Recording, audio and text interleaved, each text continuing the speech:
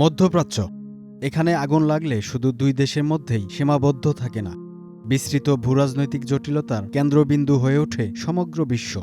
পুরনো শত্রু কিংবা বন্ধুর হিসেব এখানে মেলানো সহজ কাজ নয়, বরং ধর্ম, স্বার্থ, নিরাপত্তা ও শক্তির ভারসাম্য এখানে সবকিছুর ওপর প্রাধান্য পায়। সাম্প্রতিক প্রেক্ষাপটে এখানকার ভূরাজনৈতিক খেলা আরও জটিল হয়ে উঠেছে।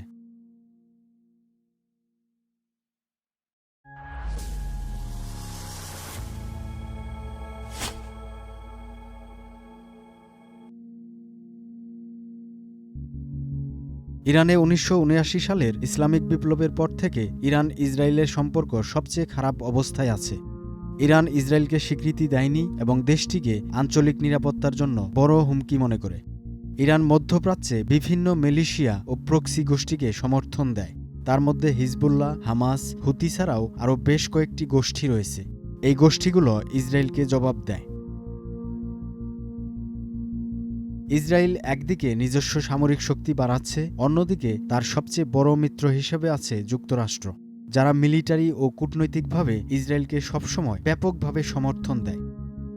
সাম্প্রতিক সময়ে যুক্তরাষ্ট্র ও ইসরায়েল যৌথভাবে ইরানে হামলা করে দেশটির সুপ্রিম লিডার আয়াতুল্লাহ আলী খামেনিকে হত্যা করেছে, যার মধ্য দিয়ে মধ্যপ্রাচ্যের ইতিহাসে এক বিশাল অস্থিরতা সৃষ্টি হয়েছে।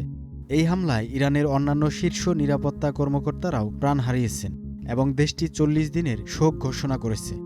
পাশাপাশি ইরান এই হামলার পাল্টা পদক্ষেপের ঘোষণা দিয়েছে, যা ইতোমধ্যেই বিভিন্ন গালফ দেশে ক্ষেপণাস্ত্র ও ড্রোন হামলার মাধ্যমে জানান দিয়েছে।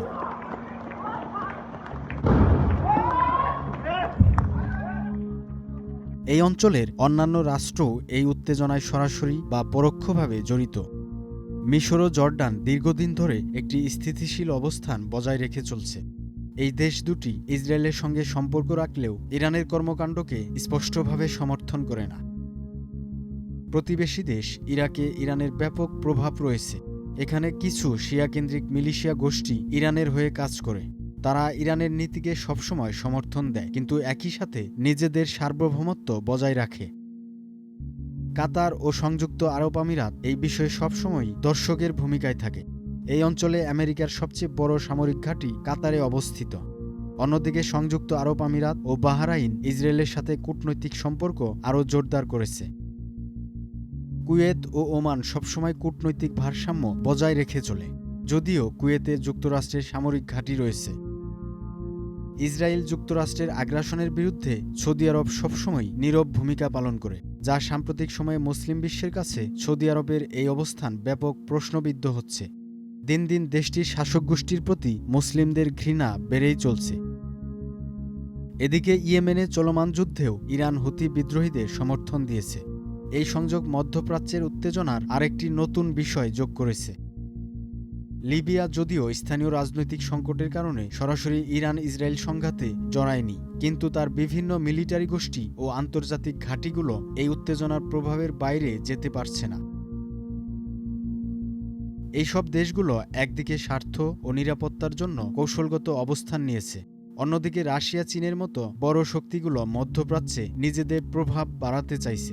ফলে পরিস্থিতি আরও জটিল হয়ে উঠেছে।